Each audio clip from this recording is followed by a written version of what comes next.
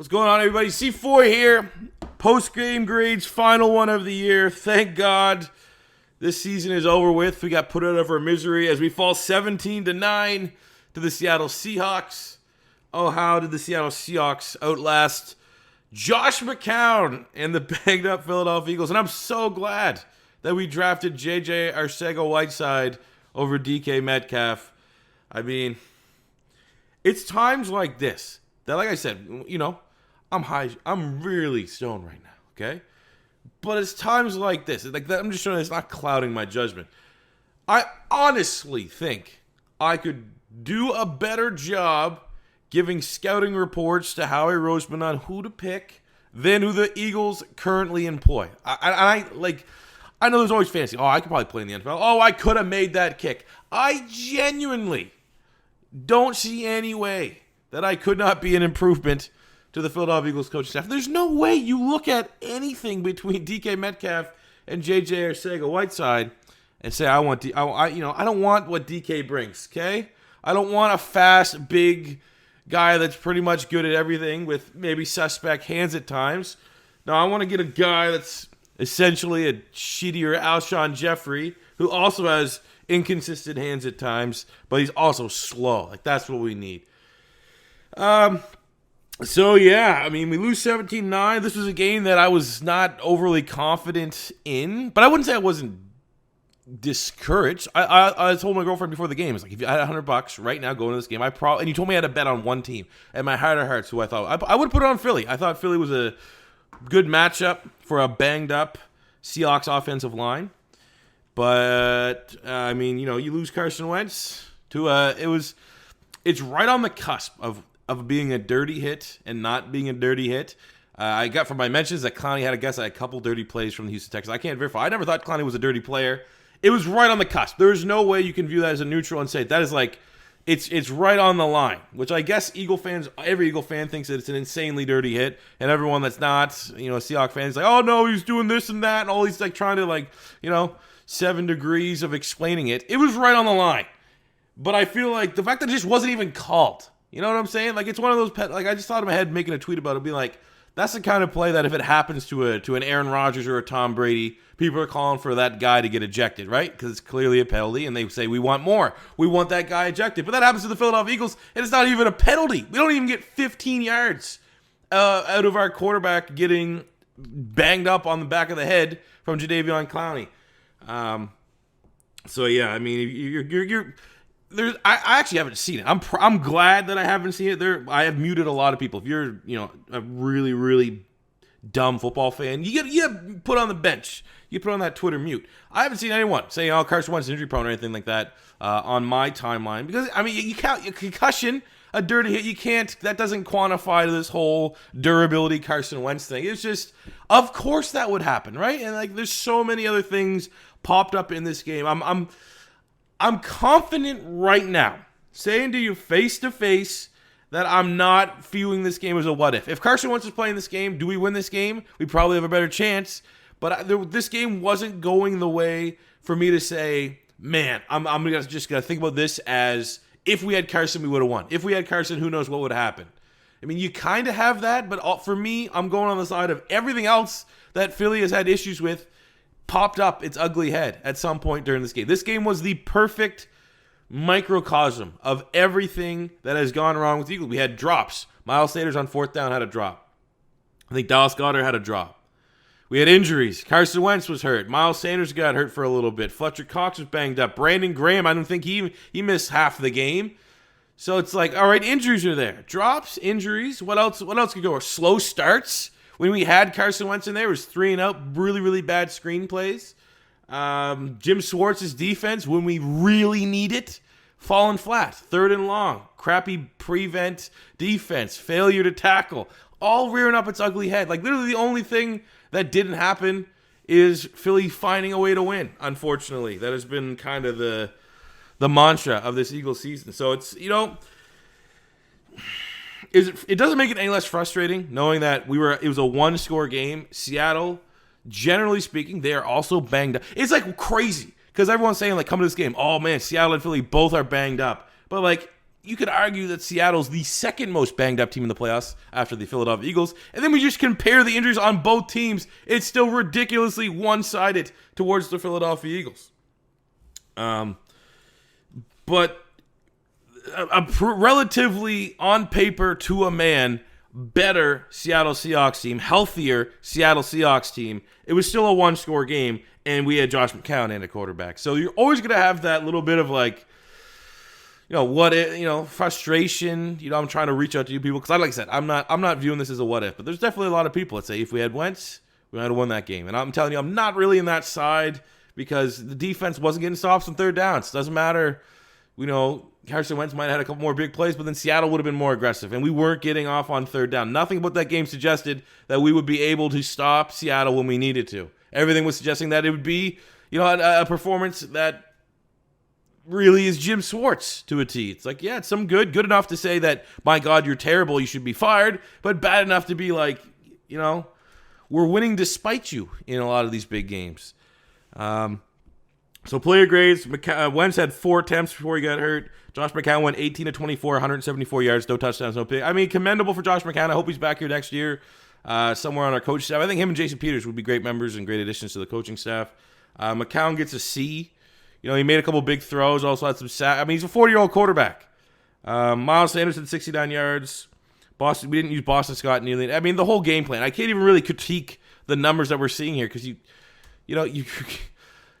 everything got dumped on its head when you go to a 40-year-old quarterback. I mean, essentially the Eagles' offense could be operated by a 40-year-old quarterback. Lots of screens, lots of dunks and stuff like that, but you saw the plays that broke down where Carson Wentz would make a play. McCown just can't do that. But the script, Boston Scott, every time he touched the ball, it was electrifying, but they just couldn't get him the ball enough. Receivers, Goddard had 7 catches, 73 yards. Zach Ertz, 44 yards with broken ribs. Again, another guy banged up. Greg Ward, 3 catches, 24 yards. There's only so much you could overcome. People are trying to say this and that about the Seattle Seahawks running backs.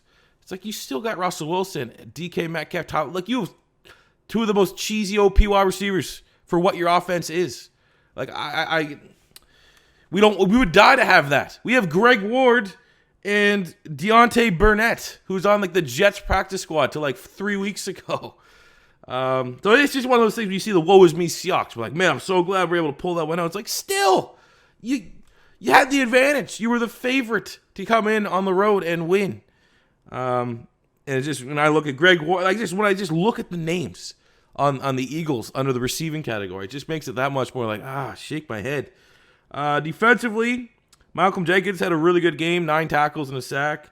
Fletcher Cox had a really good game. He had 6 tackles, and he was destroying the Seahawks center for most of that game. Roddy McLeod, bad game. This Epps guy, bad game. Crayvon LeBlanc, generally speaking, really good. I think he's the best corner on the Eagles roster.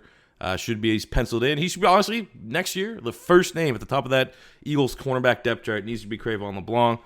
Nigel Bradham was inconsistent, blew a really, really bad play. It was 3rd and 19.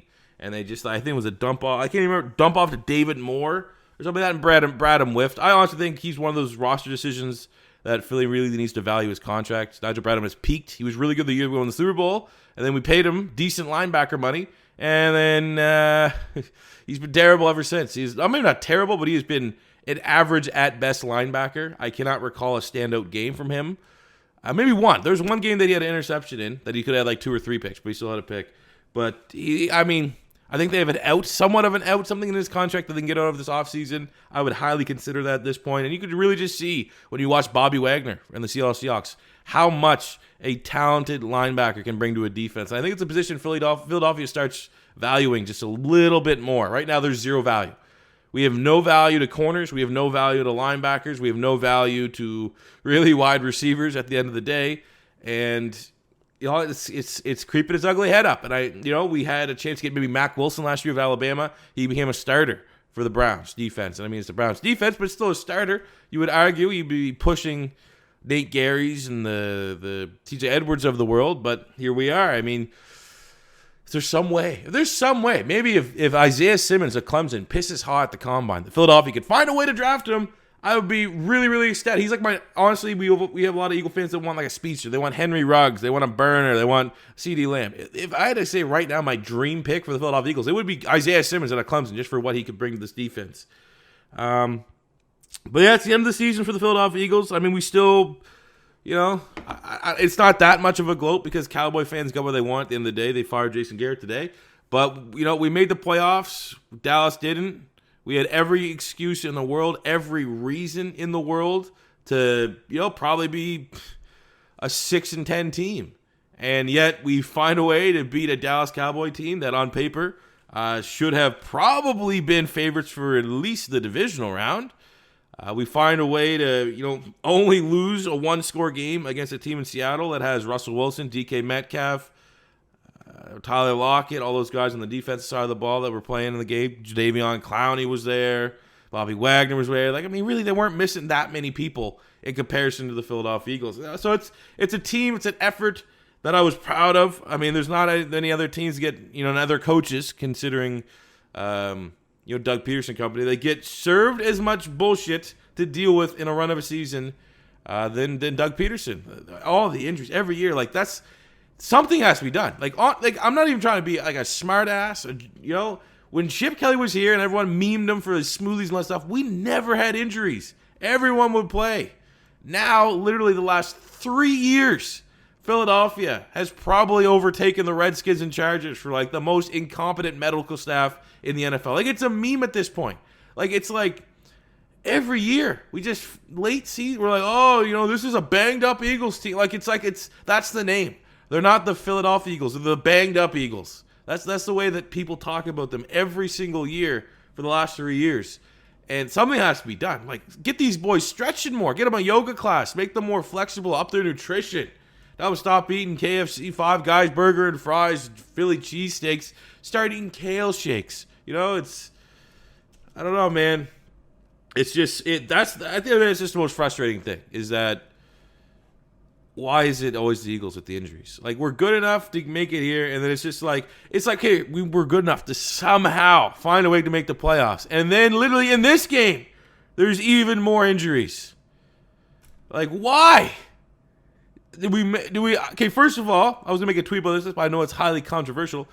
I'm not a believer of God. I'm very bipartisan on the issue. If you like him, fine. I'm not going to make fun of you. If you don't like him, fine. I'm not going to say you're a loser for being a goth or anything like that. I'm right in the middle line, don't really care.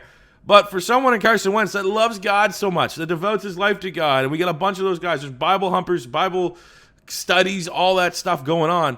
God does not like you back, clearly. He has not blessed his team. Whatever you're doing is not working. And the fact that you devote so much of your life that he's great and he has a plan, he does not like you, Carson Wentz. He does not like the Philadelphia Eagles. So, maybe we end relationship with God and start focusing on what really matters, and that's Chip Kelly smoothies and staying out of the injury tent. But, we'll probably have one more Eagles video tomorrow or something like that, kind of wrapping up and seeing how they should handle the offseason. I'm going to go sleep this one. I mean, whatever. I'm not overly mad. My expectations were nil entering the playoffs. It just sucks that, of course, we'd have even more injuries. And it was a boring game that, it is what it is. Go, really, any team in the AFC at this point. Baltimore, Kansas City, Houston, I'll be fine with. Vikings suck. Niners suck. Packers suck. Have a happy Sunday. Peace out.